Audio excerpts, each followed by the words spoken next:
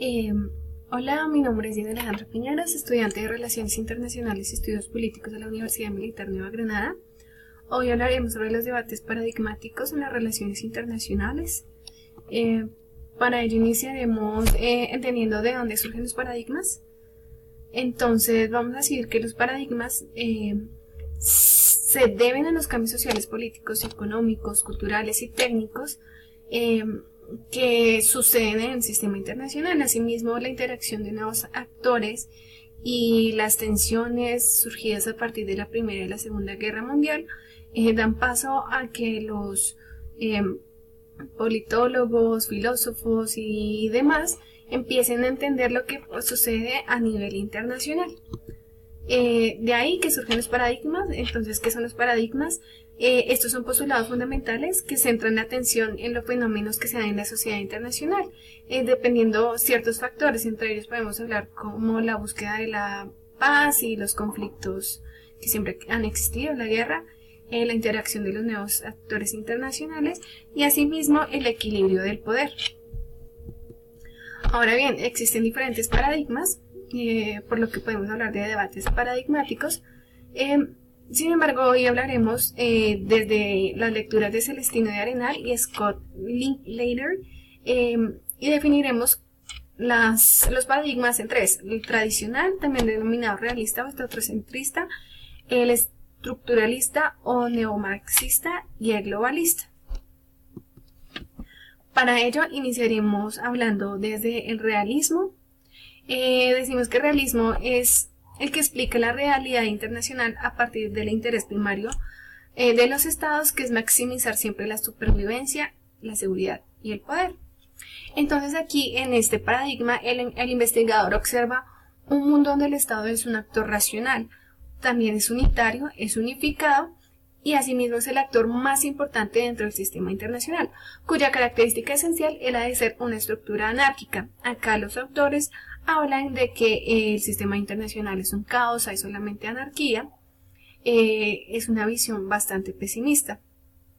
Digamos, en este caso lo que obliga a los países a que se autoayuden, a que haya una cooperación, simplemente es porque están buscando competir por seguridad, por poder y por sobrevivencia, como ya lo había mencionado. Asimismo, por lo tanto, se legitima el uso de la fuerza y del poder militar para garantizar, proteger su soberanía.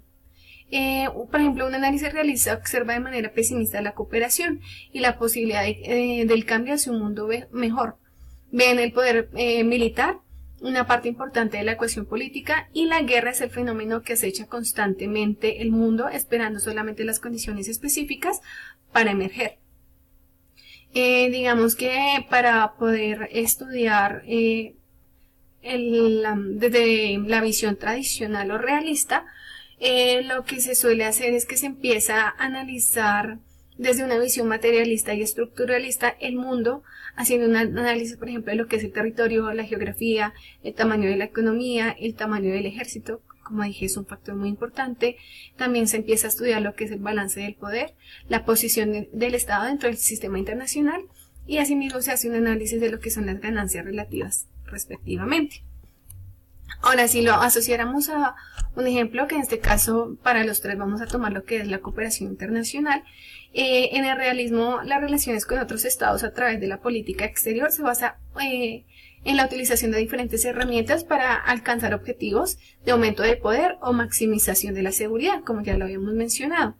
En este caso, la política de cooperación se debe entender que es una herramienta más de los estados buscando promover su interés nacional.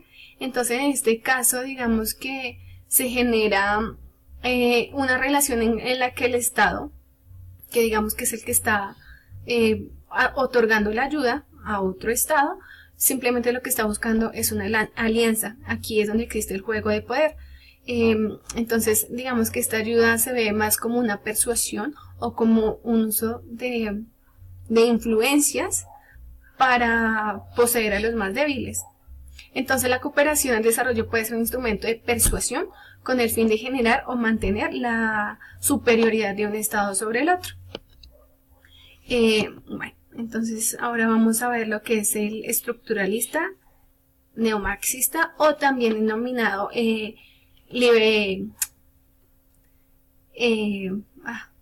perdón, el paradigma de la dependencia.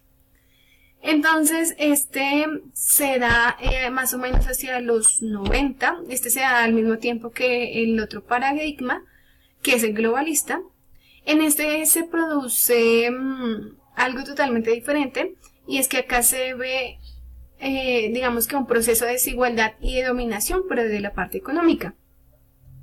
Entonces, desde acá se hace un análisis desde el capitalismo. Que el capitalismo se ve como una de las bases del cambio económico, pero asimismo uno de los factores que ha hecho surgir el conflicto de clase. En el capitalismo es donde los intereses privados, no del Estado, controlan los intercambios de trabajo y del mercado, fundando una especie de ataduras o esclavitud en las que ciertas clases se quieren liberar. Asimismo, digamos que diferentes autores hablan sobre la conceptualización del poder, que enfoca su atención en la coerción y en el consenso particular de que hay unos explotados que permiten que la clase dominante ejerza poder sobre ellos. Acá también se habla un poco sobre el soft power.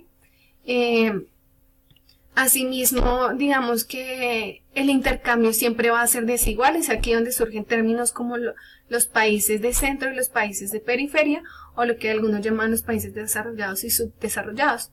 Los actores principales son las transnacionales y las organizaciones no gubernamentales. Y aquí el Estado es una superestructura, su papel es decisivo en las relaciones de explotación. Entonces, como vemos acá, la naturaleza es bastante desequilibrada, es injusta en el sistema internacional, de acuerdo a lo que describen los autores. Siempre hay una afirmación capitalista como promotora de los conflictos o los causantes de la naturaleza caótica en el sistema internacional. Digamos que si volvemos a hablar sobre el tema de la cooperación internacional, como para traerlo a un contexto más específico, entonces en este caso se ve que las relaciones entre los países de centro y los países de periferia vuelven a estar relacionados con una teoría o con un juego acá de dominación. Entonces digamos que acá la ayuda se ve más como si el país centro otorgara ayudas, pero entendidas en un contexto más como de explotación, o buscando, digamos, expandir sus mercados, o lograr hacer una imposición de condiciones para seguir este estado dominando sobre el estado de periferia. Entonces, como digo, siempre hay desigualdad y dominación en este paradigma. Y luego tenemos lo que es el globalista o la sociedad mundial, o también denominado el liberalismo. Entonces digamos que acá se dan mayores procesos entre los actores transnacionales, no estatales. Acá se afirma que hay un escenario problemático, también se reconoce la existencia de que hay conflictos, de que hay caos, pero asimismo se encuentra un análisis un poco diferente, porque acá se ve que hay cooperación entre los estados, y entonces acá ya no hay dependencia, sino interdependencia. Acá los intereses no solamente son políticos, sino que también hay relaciones que se dan en factores de cultura, tecnológicos, económicos, no solamente políticos. En este caso ya es posible separar la política interna de la externa. Acá entonces el investigador lo que observa es un mundo donde el Estado es un actor racional, pero no es el único actor. Sino que también comparte relaciones con diversidad de actores no estatales.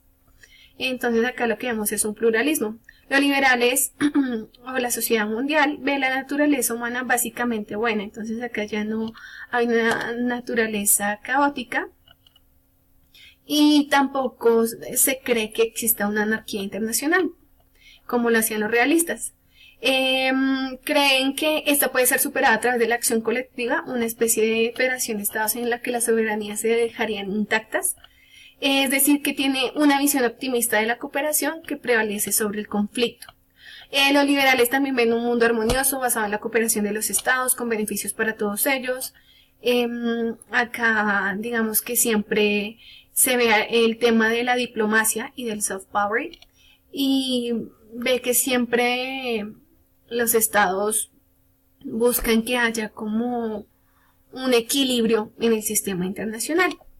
También esta escuela resalta la posibilidad de la cooperación y generación de progreso a nivel general. Las escuelas de liberalismo también permiten ver algunas características, como por ejemplo son, en este caso, que ellos llevan la política exterior como buscando que se genere una confianza entre los demás países. Digamos que si lo aplicamos al tema de la cooperación internacional, como lo he hecho en los anteriores casos, acá sí se cree que los estados hacen una cooperación sin, digamos, un segundo interés, pretendiendo crear un contexto de paz y seguridad. La cooperación puede surgir y mantenerse. Por lo tanto, es racional para los estados democráticos la promoción de la democracia dentro de los estados. De esta forma se puede pensar en la cooperación internacional al desarrollo como un instrumento de política exterior de los estados liberales y democráticos para generar mayor cooperación, mayor democracia en el exterior y así crear un mundo más seguro para los mismos. Acá como todos cooperan, entonces ya no hay ningún riesgo de que surjan conflictos o desigualdad. Entonces digamos que en este caso la visión es un poco más positivista, más positiva. Y bueno, el análisis que hice entonces lo hice basado en los textos de Arenal, de Scott, Lozano y Poselli. Muchísimas gracias.